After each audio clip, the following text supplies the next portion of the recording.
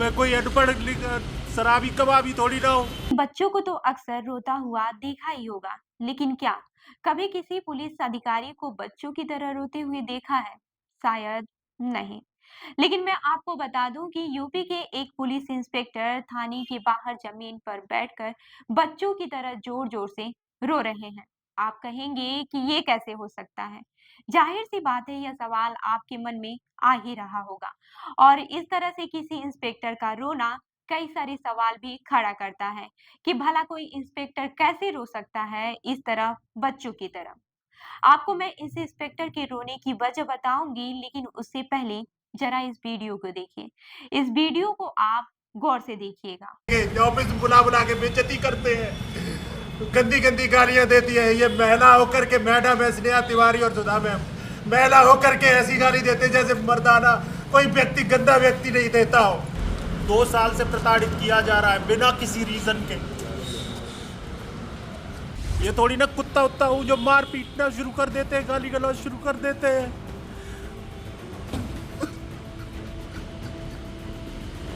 मैं कोई अनपढ़ शराबी कबाबी थोड़ी ना हूँ। राई साहब के पास पहुंचा, मैंने पूछा राई साहब से मेरी मतलब क्यों नहीं की वो पर तो बोले कि उच्च अधिकारियों ने मना किया तो भाई कोई परमिशन नहीं होगी। तो मैंने कहा आप हम कैसे मान लें, उच्च अधिकारियों ने मना किया, आप डाक वही से कम भेजते ऊपर मेरी एप्लीकेशन। अगर डाक वही से मेरी फिर वापस आती रिटर्न में वहां से तो मैं मानता कि उच्च अधिकारियों ने करा है। उसी पे कहने लगे तूने सरकारी कागज कैसे ले लिया, ये मेरी एप्लीकेशन थी और जो उन्होंने दी थी मुझे वही, और उसको मुझसे छीन लिया। वीडियो बनाया कि ये तू सरकारी दस्तावेज ले रहा है, ये वो है और वो करके, और फिर उसके बाद इन्होंने और वो वीडियो के बाद इन्होंने मुझे मारना शुरू किया। यहाँ लात मार दी मेरे यहाँ टांगों के बीच में और यहाँ ऊंचा मारा है। आपने क्या उत्पीड़न से त्रस्ता के इस्तीफा भी दिया है? हाँ मैंने इस्तीफा इसीलिए दिया था, बहुत पीड़ित कर रहे थे, धमकियां दे रहे थे। मैंने एप्लीकेशन दिए थे यहाँ, तो मैंने कहा अपनी जान माल बचाओ, घर जाओ, अपने बच्चे रह गए तो हम कुछ कर देंगे।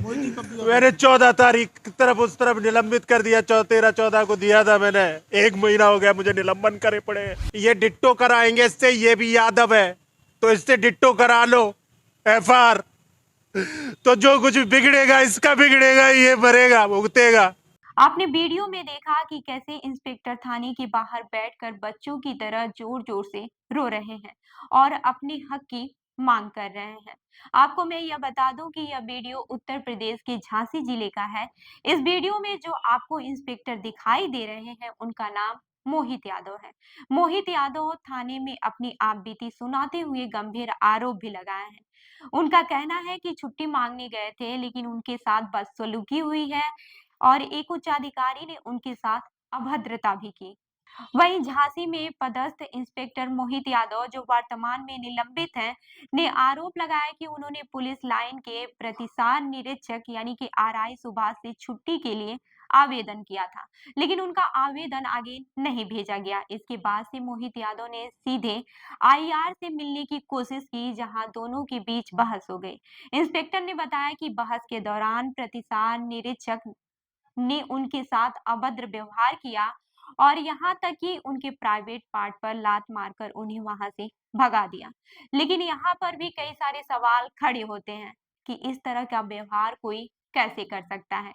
क्या इस तरह के व्यवहार करना सही है? इसके बाद से मोहित यादव ने डायल 112 पर कॉल कर सूचना दी, लेकिन पुलिस उन्हें पकड़कर थाने ले आई। इस घटना के बाद इंस्पेक्टर मोहित यादव सड़कों पर बैठकर जोर जोर से रोने लगे और उनका यह वीडियो सोशल मीडिया पर खूब वायरल हो रहा है। इस घटना के बाद से आपको ये बता दूं कि जो सिटी SP ज्ञानेंद्र कुमार है, उनका बयान भी सामने आया है। तो आप इस वीडियो में देख सकते हैं कि सिटी SP ज्ञानेंद्र कुमार ने क्या कुछ कहा है। मोहित यादव जो 2012 बैच के सब इंस्पेक्टर है, मृतक आश्रित के रूप में इनकी नियुक्ति विभाग में हुई थी। ये 3/11/2023 में ललितपुर से प्रशासनिक आधार पर ट्रांसफर होकर के झांसी जनपद में आए थे। इनको पूर्व में 3 मिसकंडक्ट मिल चुकी हैं तथा वर्तमान में अनुशासनहीनता तथा विवेचना में लापरवाही की वजह से इनके निलंबित करते हुए इनके विरुद्ध 4 जांचें प्रचलित हैं। ये जगह जगह इनके द्वारा पूर्व में भी अभद्रता की गई है और पुलिस लाइन गणना कार्यालय में भी आज इनके द्वारा अभद्रता की गई और आरआई के साथ बदतमीजी की, मारपीट कर दी गई आरआई के साथ में, जिसके संबंध में आरआई के द्वारा तहरीर दी जा रही है। यदि तहरीर मिलती है तो उचित धाराओं में इनके विरुद्ध अभियोग भी पंजीकृत किया जाएगा। जो भी इनके द्वारा आरोप अधिकारियों कर्मचारियों पर लगाए गए हैं वो बिल्कुल बेबुनियाद हैं।